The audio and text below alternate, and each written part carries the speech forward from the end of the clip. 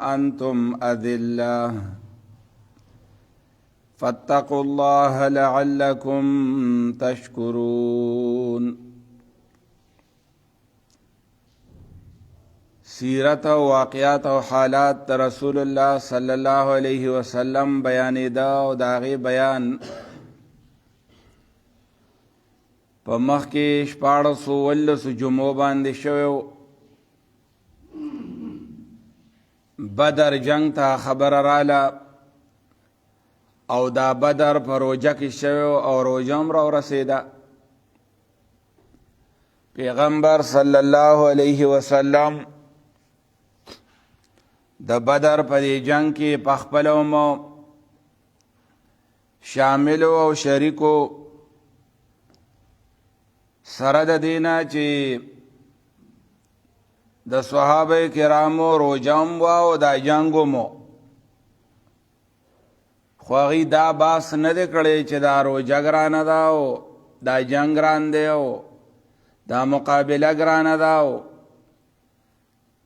بس دا الله حکم و، که دا جنگ و او که دا امن و او که دا روژه و او که دا منځ و، ناغي دا الله حکم ته تیارو و تابدارو. کله چې بدر ته دا کافران دغه میدان ته را رسېدلي وو او خبره پکې د واپس کېدو راله، ځکه بعضې هوښیاران خلکو، امن پسند خلکو، هغوی دا رایه ورکوله چې کله زمون قافله په امن باندې تیره شوې ده، ابو سفیان او د هغه ملګري بچ دي، نو موږ سله د میدان کې راځو جنګ کوو. جنګونه ښه شی نه دی، خو ابو جهل دی غوندې خلک داسې و چې هغوی په هغه ضد باندې او په هغه خپل تعصب باندې کلک ولاړو. نو د دې جنگ سرخیل او سپهسالار عتبه دی. عتبه هم دا رای پیش کوله چې یاره امن پکار دی، که چېرې مثال دا جنگ مونږ نه کو ضرورت نشته نو دا به ښایي. نو دی ابو جهل هغه له پیغور ورکو چې ستا په شان سړی د جنګونو یم نه، چې په ځان دوره مین وي او د مقابلې نه وي، نو راتلې سله او راوتې سله کور به په کلاره ناست وي. بهرحال دا پیغورونه میغورونه پکې وچلېدو، جوش پکې راغی، میدان گرم شو او ابو جهل دی دې له خبره راوسته چې بس جنگ به کوو او په مسلمانانو باندې هغه ځای نه هغوی نیت ته حملې کړی و، د ورختو او د ورتلو کړی و. چې کله صفونه جوړېده، نبی علیه الصلاة والسلام د جاسوسۍ په طور باندې صحابه کرام مقرر کړي وو چې اندازه ولګوئ دغه خلک کم ځای دی، د هغوی څه پروګرام دی. هغه د جاسوسۍ والا معلوماتو والا صحابه کرامو چې کله خبره راوړه چې دغه ډیری سره دي، نبی علیه الصلاة والسلام دې طرف ته صحابه کرامو ته وی دلته کې تاسو کېنئ، اوس انتظار کوئ دغه پلدي دي، هغوی که حمله نه کوي په امن باندې ځي، نو مونږ هم د امن په لار باندې ځو. هغوی که جنگ نه غواړي نو مونږ یې نه غواړو. خو بهرحال د کافرو د طرفه دا وه چې جنگ به کوو، میدان به ګټو، دلته به 3 ورځې تیرو، دلته به ګډاګانې کوو، دلته به ډولکي او ډمامې غږو، جشن به جشن او خود هغه مزو چرچو نه بعد به بیا واپس زو چې خلکو ته زمونږ دا زور معلوم شي او ښکاره شي.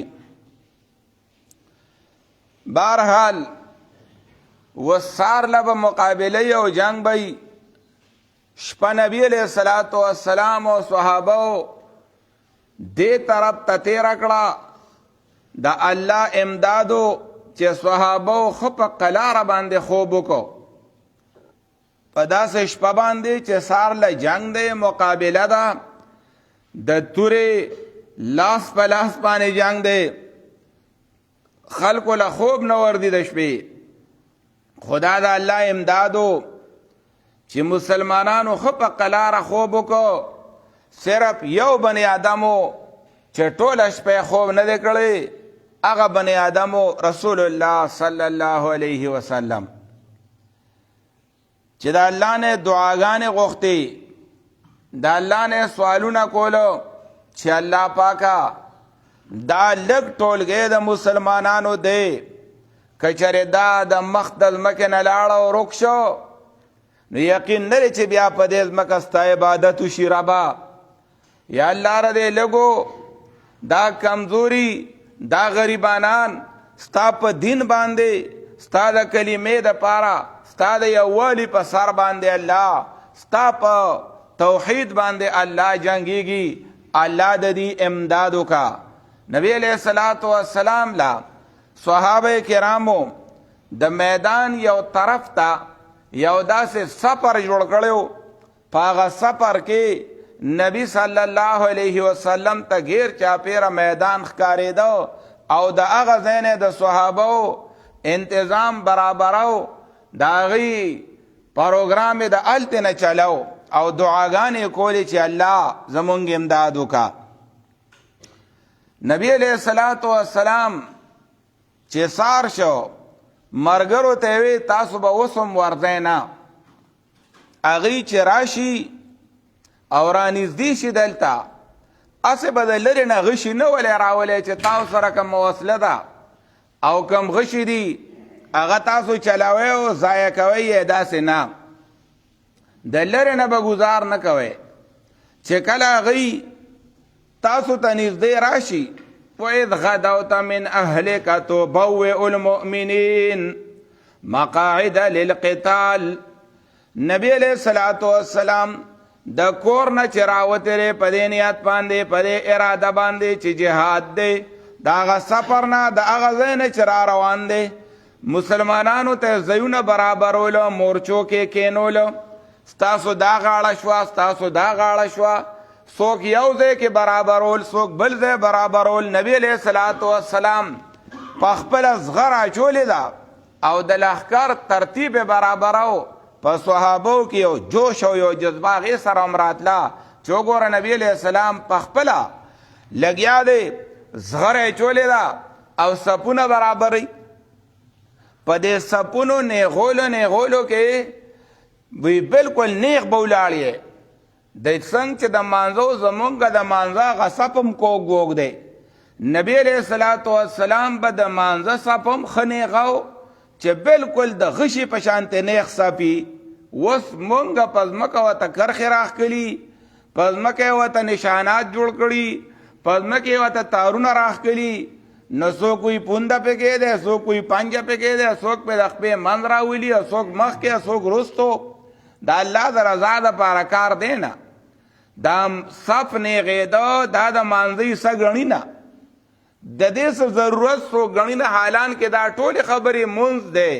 چې صف برابر کا مینځ کې خالی دی مه پرېږده نږدې ودرېږه دا په حدیثو د رسول الله صلی الله علیه وسلم کې راغلی و چې په منځ کې دی خالی ځای نه صف دی برابري دغه شانتې صف دی نیغي نو د جهاد هغه صف هم نبی علیہ الصلوۃ والسلام نیغو نو داسې غشی ور باندې بوته چې بالکل په غشي نیغي نو یو سړی و پکې چې د هغه لږ غوندې د صف نه مخې ته راوتی و چې مخې ته راوتی و نو د هغه په داسې غشي باندې د نبی علیہ الصلوۃ والسلام دا خېټه ولګېده د هغې سړي غشی داسې نه و چې اوسپنه پکې وه اوسپنه پکې نه وه هسې لرګی و خو چې مطلب هغه صف پې نیغېده ناغوی ویره د ما خو خېټه خوږ شوه. نبی علیه الصلاة والسلام ویولي ویره تاسو را صاحب نیغه و نو زما خېټه په دې غشي باندې چې ولګېده نو نبی صلی الله علیه وسلم ورته وی که تا ته تکلیف در رسېدلي او زما د لاسه خوږ شوی راشه زما نه بدل واله. هغه وی ای د الله نبی صلی الله علیه وسلم زما خېټه باندې کپړه نه وه زما سینه دا ځای زما ښکاره و. نبی علیه الصلاة والسلام سینه ښکاره کړه وی راشه. هغه راغی او چې راغی د نبی علیه الصلاة والسلام په دې سینه باندې په خېټه باندې خوله کېښوده ښکلې کو. وی ما وی چېره پته نه لګي جنگ دی میدان دی جهاد دی نو چې دنیا نه په داسې حالت کې لړ شم چې زما شونډې د رسول الله د بدن سره لګېدلي. زما غرض بدل اخیستل نه و. زما غرض دا و چې زما د نبی صلی الله علیه وسلم د بدن سره شونډې ولګي بس زه به ځان ته په دې باندې بختور ویم. ته وګوره ورته بل د نبی علیه السلام د خوی ته وګوره او د اخلاقو ته وګوره چې سړی وایي چې ما سره دی داسې وکړو د ما خېټه خوږ شوه. نبی علیه السلام وی راشه زما نه بدل واخله. سمدستي دې ته وی شرافت او دې ته وی اخلاق د رسول الله صلی الله علیه وسلم. بهرحال سپونه چې نبی علیه السلام برابر کړو هدایات ولا ورکړو چې ګوره تلوار به نه کوئ غوبل به نه جوړوئ مخکې به غشي ولې راولې نه خطا خطا گزارونه به کوئ نه. هغې به خبره شروع وي چې کله هغوی تاسو ته رانږدې شي او تاسو ته رالنډ شي د هغه ځای نه نو بس چې تا یو سړی بیا نه پرېږدي او تا پسې راځي نو بیا به تاسو دفاع کوئ بیا به تاسو مقابله کوئ په نره به یې کوئ په غیرت به یې کوئ د الله دپاره به یې کوئ او ښه په بهادرۍ به یې کوئ چې وروستو پکې بیا را نه شئ. ګورئ صحابه کرام ښه په جوش کې وو د هغوی ښه یو جذبه وه اگر چې تعداد کم دی تعداد وسله کمه ده سامان ورسره کم دی خو ایمان یې کم نه دی غیرت یې کم نه دی جذبه یې کمه نه ده او د هغوی هغه ایمان او اسلام والا جوش چې کم دی هغه څه کم نه و. وی موږ تیار او تابعدار. ابو لهب ته ګوره هغه پکې هغه طرف ته دوا شروع کړې وه هغه دا دوا کوله وی یا الله پاکه کم چې په دې دواړو ډلو کې په حقه دی په سچه دی نو بارې وله ورکې. دا د ابو جهل خبره وه او دا د ابو جهل خبره وه چې وی ګوره کم سړی خپل ولی خرابه کړی را نو یا الله پاکه ته مات کې ته ولې شکست ورکې. نبی علیہ السلام یادوي د خپل ولی خرابه کړی را چا چې زمونږ د اتفاق خراب کړی نو یا الله پاکه هغه سړی خراب کې د ابو جهل وی. دغه شانته دا د ابو جهل خبرې وإذ قالوا اللهم إن كان هذا هو الحق من عندك فأمطر علينا حجارة من السماء او ائتنا بعذاب أليم. وی یا الله که دغه پیغمبر سره دا کم دین دی دا حقی دا دې کمې خبرې کوي دا سچي یا الله په مونږ خو د اسمان نه د کاڼو باران وکړه ګټې را باندې راوروه یا راله څه بله سزا راکه یا راله څه بله عذاب راکه.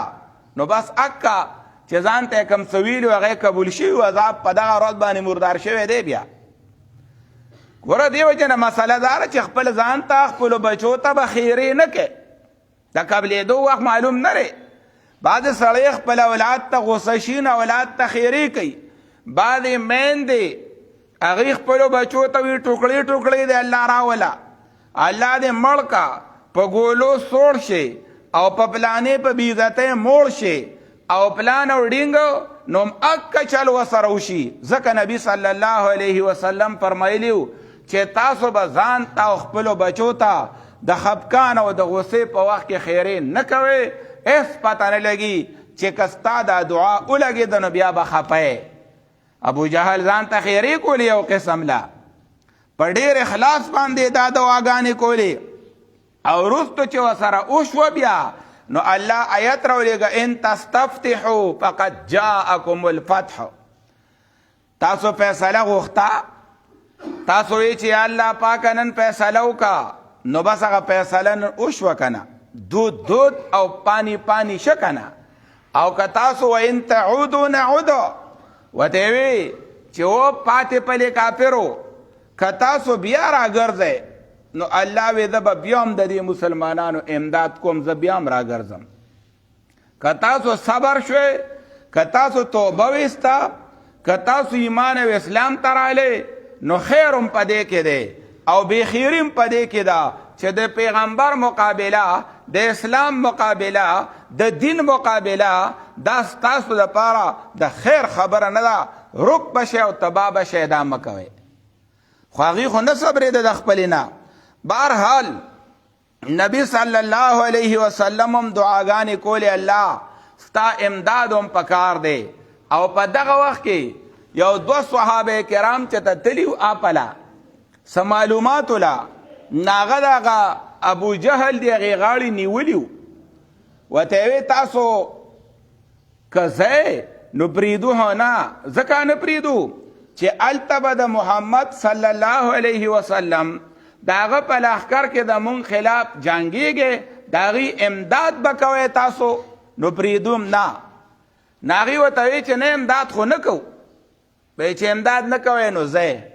نو ګوره هغه دواړه چې رالو او نبی علیه السلام ته خبره وکړه چې مونږ یې نیولي ولته او دا نیول خو د مرګ دپاره و، دا خو هم د جنګ میدان و او کافر خو هم په مرګ باندې ایله کوله نه، خو مونږ ورته به داسې ووایو چې امداد به نه کوو، نو مونږ یې را پرېښودو.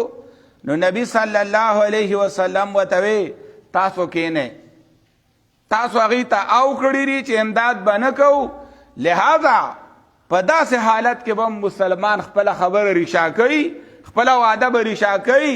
تاسو دواړو مرستې ته او امداد ته ضرورت نشته، امداد مونږ له د الله امداد پکار دی. وګوره ورته په داسې خبرو کې د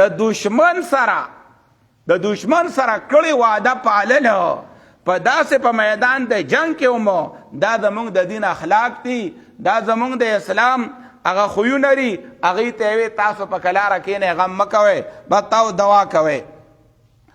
اوس صفونه چې برابر شو، یو پکې و اسود نومې و، د دې کافرو د غاړو هغې ته وی دا خو لږ کسان دي، یوازې زه ورځمه او شبه پکې کومه او دغلته دی چې کوم تالاب دی د اوبو، په هغې کې به اوبه وڅکمه، خلکو به شاستري صلاح کوي د خور سره، اوبه به څکمه د لاهور سره. دا هغه شاستري و، دغه یو و.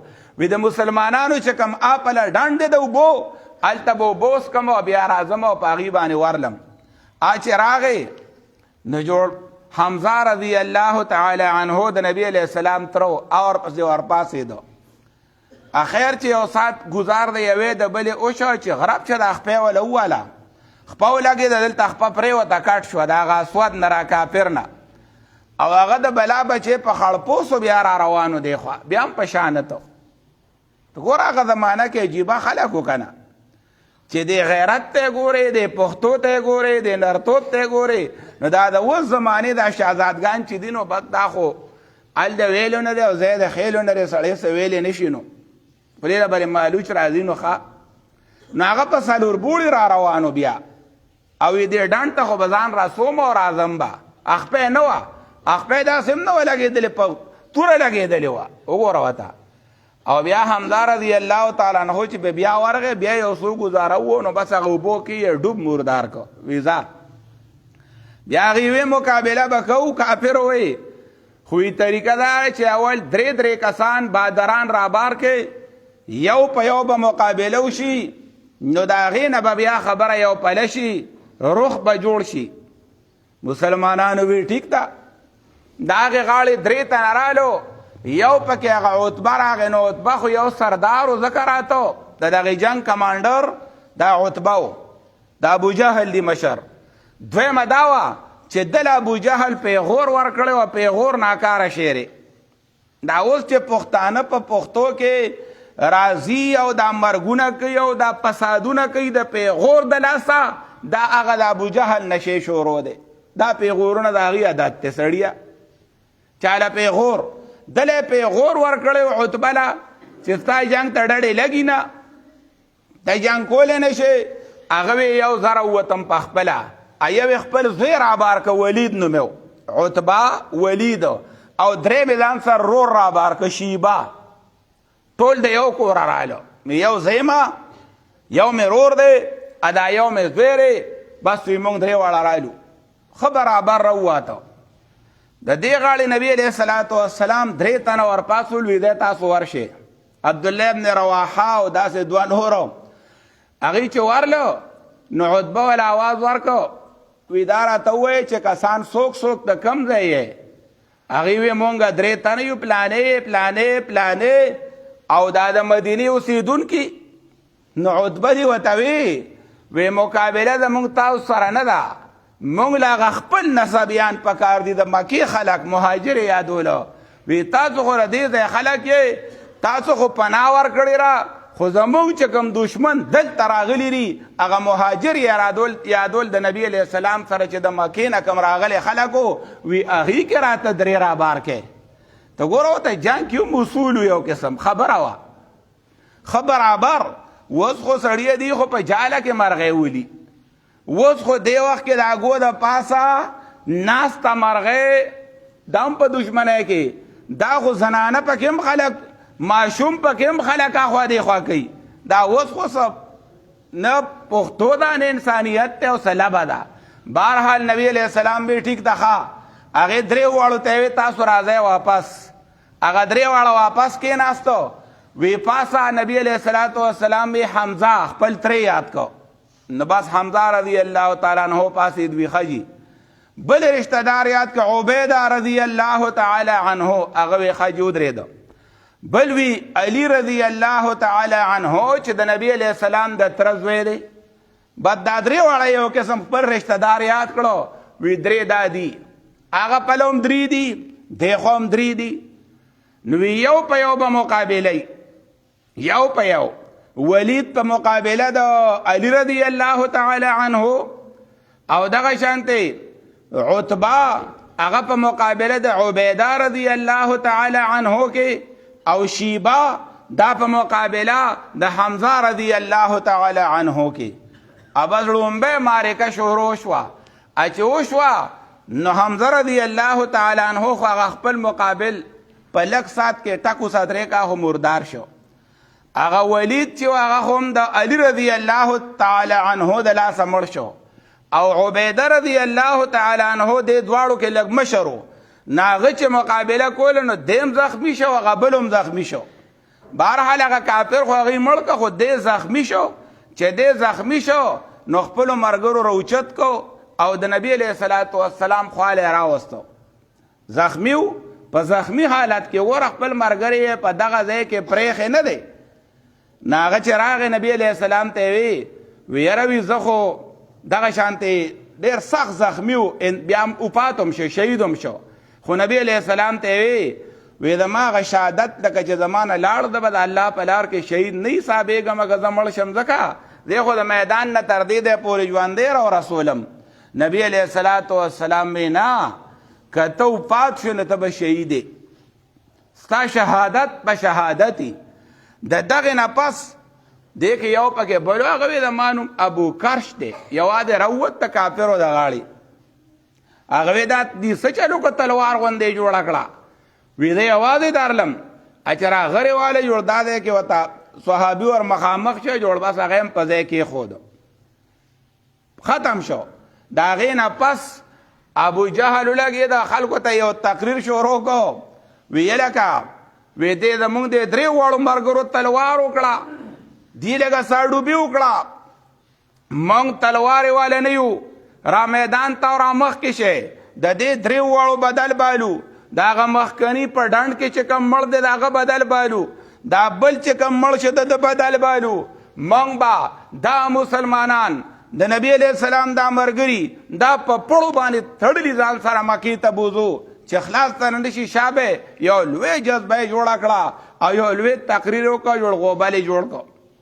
د هغې نه جنګ شروع شو، په مسلمانانو باندې رالو. بهرحال مسلمانان هم د نبی علیه الصلاة والسلام تربیت یافته و، د نبی علیه الصلاة والسلام ټریننګ ولا ورکړی دی، ښه برابر دي او تیار دي. هغوی چې به گزار کو نو د هغوی گزار به هم کرا او رسه گزارو. دا د الله امداد و. ولقد نصرکم الله ببدر وانتم اذلة. الله وی په جنگ بدر کې تاسو کمزوري وئ او ما ستاسو امداد کړی دی. په جنگ بدر کې تاسو سره وسله کم او ما ستاسو امداد کړی دی. په جنگ بدر کې ستاسو تعداد کم دی او ما ستاسو امداد کړی دی. اذ یوحي ربک الی الملائکة انی معکم فثبتوا الذین آمنوا. الله ملائکو ته وی مسلمانان کلک کې، د مسلمانانو امداد وکړي. او کدی آوازونه کوي چې موږ له د بار نه امداد را روان دی، موږ له نور خلق را روان دی، نو الله وی زه به د اسمان ملائک ستاسو امداد له درولېږم، په زرګونو ملائک به ستاسو امداد له درشي. د دې خبرې نه او د دې دباونو نه یریږئ ما. بهرحال علی رضی الله تعالی عنه به وی هذان خصمان اختصموا فی ربهم.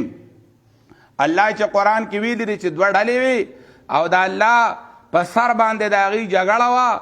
وی دا زمونږ دغه ړومبي کسان چې مونږ ور مخامخ شو، کافر را مخامخ شو، وی دا آیت زمونږ باره کې دی چې هذان خصمان اختصموا فی ربهم. دا دواړه ډلې، دا مسلمانان اپله کافران، او دا جنگ دا د الله د یووالي دپاره، د الله د دین دپاره او د الله د کتاب دپاره. او چې جنگ ګرم شو نو په دغه وخت کې هغه شیطان چې د سراقه په شکل باندې و هغه هم رو رو د تیښتې لار کته. فلما تراءت الفئتان نکس علی عقبیه. شیطان چې وکاته بس هغه په شا باندې ګیرو لګو. سراقه ابن مالک هغه سردار او هغه مرګرو خپلو ته یې وی راځئ دا کار ګورې د کېدو نه دی. ابو جهل ولا آواز ورکوي لکه مشره دا خو د نرتوب وخت دی او ته دې وخت کې بې غیرتوب کې مونږ په ډاګه پرېږدي او میدان پرېږدي او باګه اختیاری مه کوه. هغه وی انی ارا ما لا ترون انی اخاف الله. زه هغه څه وینم چې تاسو یې نه وینئ. ما ته ملایخ ښکاره شوي دي او وی زه الله نه یریږم. دی دروغ وی شیطان د ریشاو خبره نه راکړې. که ته وایې چې شیطان وی زه الله نه یریږم، نه د الله نه یریدو، نه نه انی اخاف الله، دا د شیطان د دروغو خبره ده. بهرحال دې سره هم د ابو جهل د مرګرو حوصله وغورځېده. ابو جهل چغه کړه وی دې سړي پیغمبر پاک یادو، هغه سره د مخکې نه ګوتې پټې کړې وې، سله یې کړې وه، د هغه سره دا سمجوته کړې وه چې زه به د میدان نه ځمه او ویره د په دې تختېدو باندې دوکه نه شی مرګرو ته وي، وی را مخکې شی. بهرحال جنګ کېدو. عبدالرحمن رضی الله تعالی عنه وی زه ولاړم برابر میدان کې او جنگ شروع دی وسو. وی چې ما داسې ښي طرف ته وکاتو نو ما سره یو کشر هلک ولاړ دی. وی ما وی چې مرګری خو خوا کې لږ مضبوط پکاري که نه سم ګاړه سړی چې وی نو بخوا خو دا خو کشر دی. وی چې دی بل طرف ته ګپي طرف ته مې وکاته نو بل یو کشر ولاړ دی. وی ما وی چې یاره دا خو مړو کې دی. د بخاري شریف حدیث کې راځي چې دا دواړه د معاذ په نوم باندې د دې خوا نوم هم معاذ دی، د دې بل طرف ته چې کم دی نو دا معاذ دی او دا رونه لري د یو بل. او بل روایت کې دا دی چې دا دواړه رونه دا یو معاذ دی او دا بل چې دی معوذ دی. زمونږ خلک ورته معوذ وایي، معوذ نه. پښتو کې خو دې هغه نومونه رواني بیا وړولو هم دغسې کېدي هم چې دا معاذ دی دا معوذ دی. معوذ پکې نشته، معوذ. بهرحال خو دغه دوه کشران وي ما سره خوا کې ولاړو. عبدالرحمن صاحب وی د پړه کې لږ فکرمند او لږ داسې پریشانه غوندې شوم چې یاره دا ملګري چې کمګیر چاپېره ولاړ دي دا خو واړه دي او کشران دي. وی دې کې هغه یو هلک زما خوا ته رانږدې شو. ما ته وی چې کاکا، وی ما وی هم روایه. وی یاره هغه ابو جهل به کوم دی؟ وی ما ورته وی چې ولې تا هغه ته څه وایې؟ وی یاره ما د موږ پیغمبر صلی الله علیه وسلم باره کې اورېدلي دي چې دغې سړي ورته کنځل کړي، ډېره سپکه خولې خوځولې را. نو که تا ما ته هغه سړی وښو نو نن زه راغلی په دې نیت باندې یمه که هغه د ما د لاسه مردار شو. وی ما وی چېره سړی ړوکې دی خو خبره ډېره د حوصلې او درانه وکړه. وی دی کې هغه بل مې دی خوا ته رانږدې شه د بلې غاړې. وی هغه هم دغه خبره کوله چې کاکا ما ته به ابوجهل ښی هر دی کې چې نو ما ته به یې ښی. وی ابوجهل نه غیر چاپېره خلک ولاړو هغه ته خو پوره سم د تورو سورې پې جوړو څوکۍ یې کېده برابر. او وی ما دی ته په اشاره وی چې ګوره هغه خلک چې ته تاو دی او هغه غڼه کې منځ کې ولاړ دی دکه سړی چې دی دا هغه ابوجهل دی چې زمونږ نبي صلی الله علیه وسلم ته بد رد ویلی دی او ناکاره سړی دغه دی. تاسو ما وی چې دی به چېرته د لیدو غرض یعنی مشهور سړی دی غټ لیډر دی.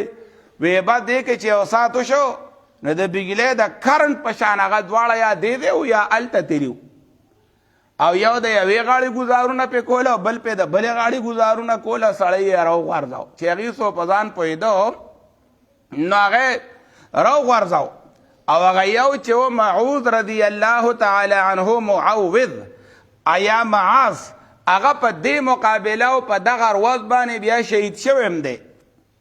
دغه وخت کې په دې ګزار کې خو د اکرمه چې کوم د ابوجهل زوی و هغه هم دغلته ولاړو چې ویې کاته چې پلار یې راله ووو او دا څنګه چل هغې خو د ابوجهل دپاره هغې خو چې توپه به راځي اصل لوی لوی لښکر به یې په ده باندې به ګزار کوي خو خو توپ خو څه غټ ګزار نه خو واړه راهلو په وړو خو د هغې دا خیال اړونه چې دی به داسې ناکاره. خو بهرحال اکرمه چې ګزار کړی نو په دې دواړو کې دغه یو کشر چې و ځوان د هغه دا لاس والی او دا لاس د هغه نه بیا غورځېدلی او بیا په یو لاس اړم مړ نه تر سار نه تر ماسپښینه پورې جنګ و تر ماسپښینه دی جنګېدلی دی. آخر کې بیا شهید شوی دی دکه کس دا چې ابوجهل یې والی دی او دغه بل چې و نه دی ژوندی و.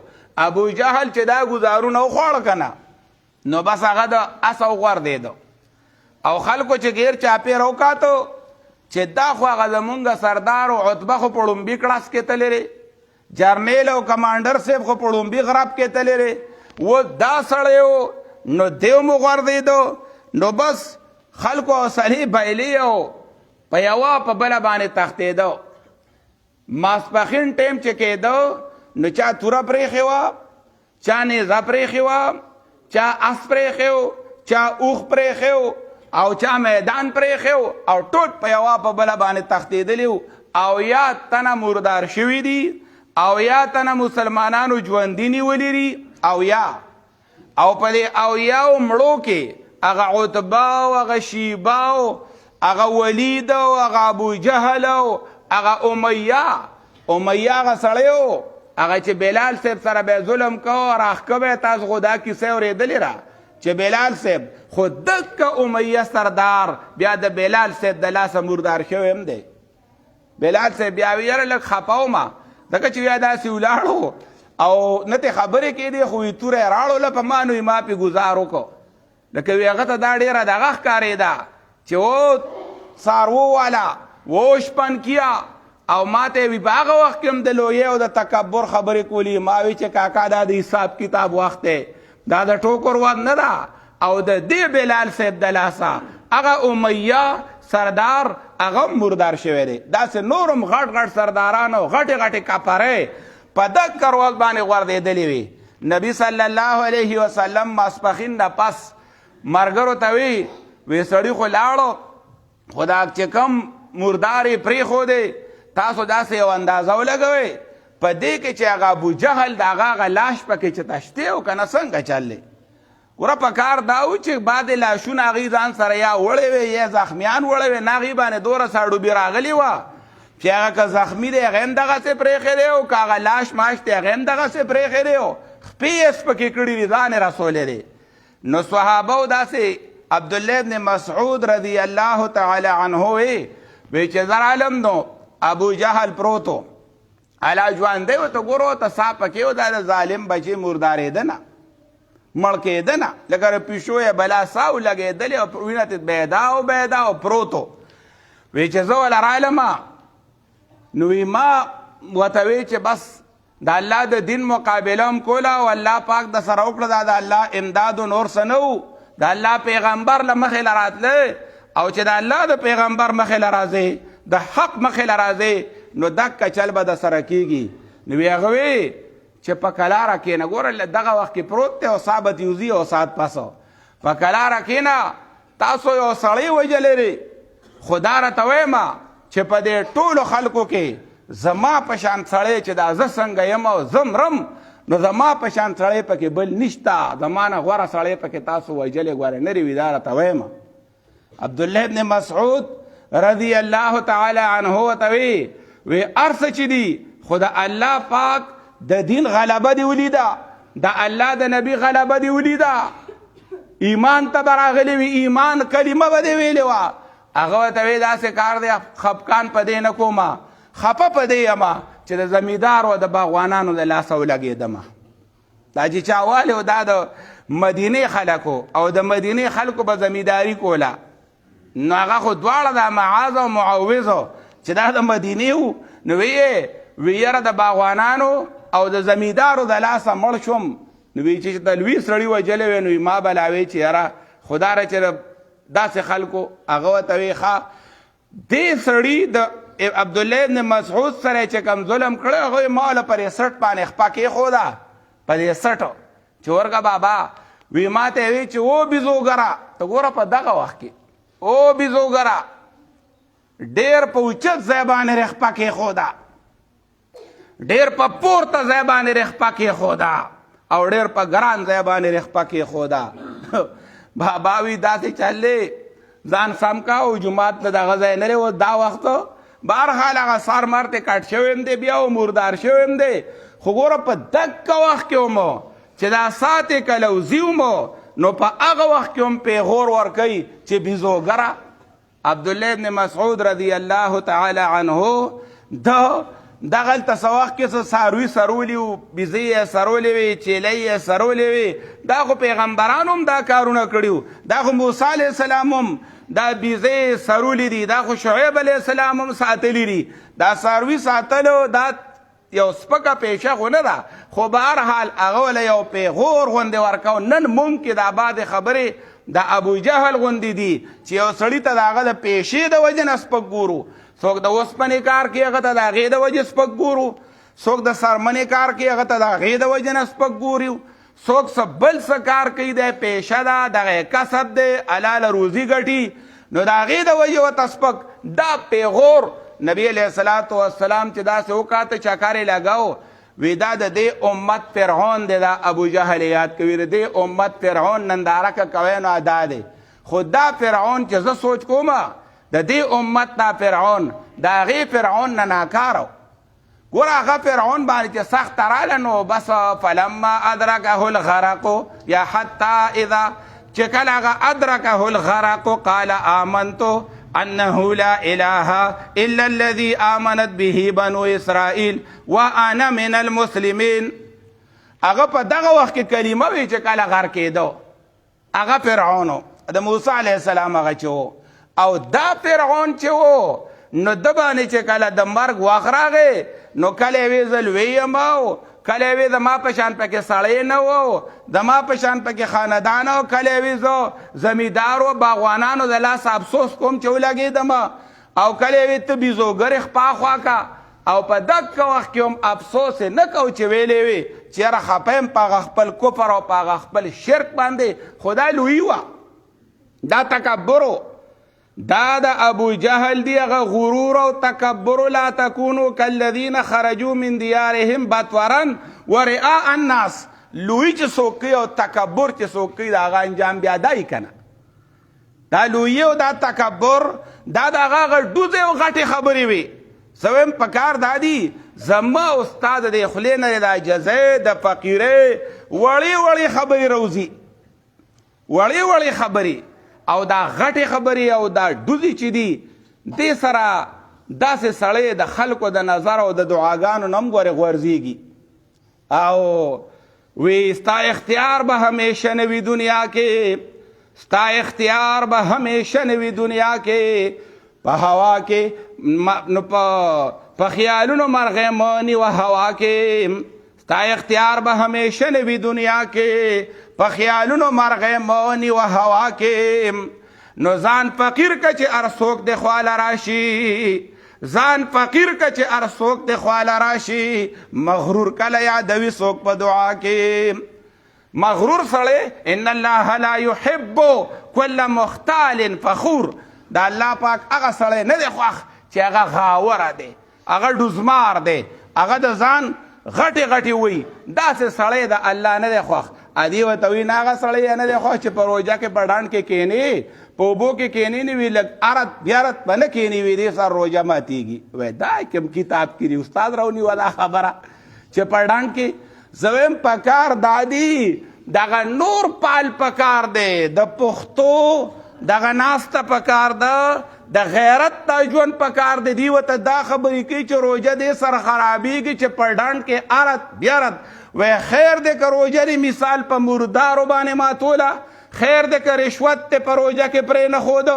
خیر دی که دروغ دې په روژه کې پرې نه ښوده خیر دی که غلا دې په روژه کې پرې نه ښوده خیر دی که ملاوټ دې په روژه کې پرې نه ښوده خیر دی که زنا دې په روژه کې پرې نه ښوده خیر دی که د هلکانو بدعملي بدکاري بګوتوب دا دې په روژه کې پرې نه ښوده خیر دی که په روژه کې دی دو نمبري پرې نه ښوده میکسنګ دې پرې نه ښوده خیر دی که هغه د منماني نرخونه ورکولو په روژه کې هغه نرخونه چې هغه ناجایزه نرخو خیر دی که هغه چلوي خو ارت بیارت په ځمکه باندې مه کښېنه په اوبو کې مه کښېنه دې سره روژه خرابېږي نه نبي علیه الصلاة والسلام فرمایلي من لم یدع قول الزور والعمل به والجهل فليس لله حاجة في ان يدع طعامه وشرابه کم سړی چې په روژه کې غلطې خبرې پرې نه ښودې او غلط کارونه پرې نه ښوده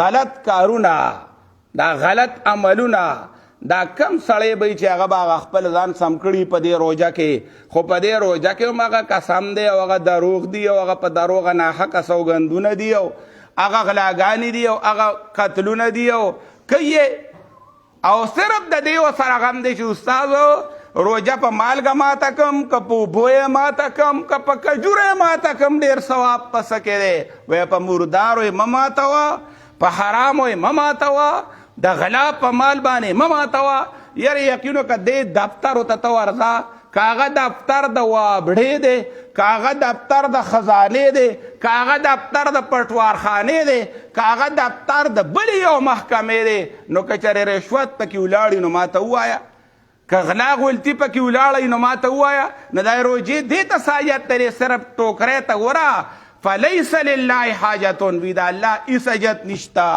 دې خبرې ته چې یو سړی ډوډۍ نه خوري یو سړی اوبه نه څکي د الله دا خبرې نه دي پکاره الله خو دا وایي چې عمل دې ټیک کا د روژې فلسفه هم دا ویلې وه چې یا ایها الذین آمنوا کتب علیکم الصیام کما کتب علی الذین من قبلکم لعلکم تتقون چې تاسو را دې غلطو کارونه نه منې شئ د دې غلطو خبرو نه او یو روایت داسې و چې رب صائم لیس له من صیامه الا الجوع ډېر روژهدار داسې شته چې د هغې د روژې نه صرف هغې ته لوږه میلاویږي بس صرف لوږه دا مونږ او تاسو یو که نه غیبت پکې بدرنګو دی چغلي پکې بدرنګو ده دو نمبري پکې بدرنګو ده ګناهونه پکې قتلونه پکې هر څه پکې شته او هغې څه کوي خو دا بله لبه چې د پښتنو کومه ده دا د هلکانو بدعملي او بدکاري هلکان نه بوډاګان ځوانان او مشرانو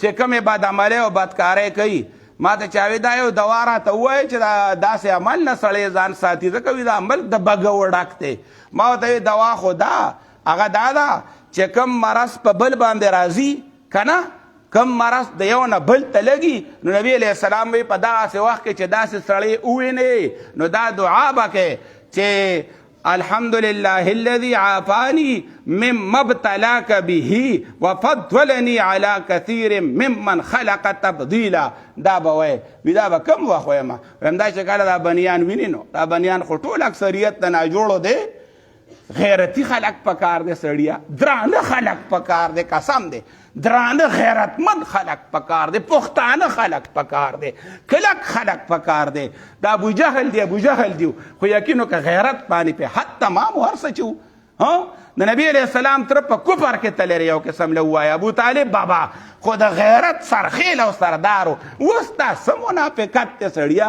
د بګو کار دی بګوتوب دی دلتوب دی په ځوانانو کې په ینګ هلکانو کې په مشرانو کې هغه کارونه به کوي هغه حساب کتابونه به کوي دا پټ نه پاتې کېږي دا کاتې او دا لانجې دا خو او دا هغه عمل او دا هغه کار دی د هلکانو دا بدعملۍ او بدکارۍ چې په دې قرآن کې راغلي دي دا چې کوم کې وي روژه نیوی تاسو یې نیوی په دې کې راغلي دي چې جعلنا عالیها سافلها په دې باندې الله یو ملک اړولی دی یو ملک یې اړولی دی دنیا یې اړولی را وامطرنا علیها حجارة من سجیل د اسمان نه پې بمونه ورولي په داسې خلکو باندې چې دا عمل یې کو او اوس هېڅ پروا نشته پر حب یقین وکړه بس لارې معافي وکړي بس روژه نیول پکار دی او سره کردار سمول پکار دی واخر دعوانا الحمدلله رب العالمین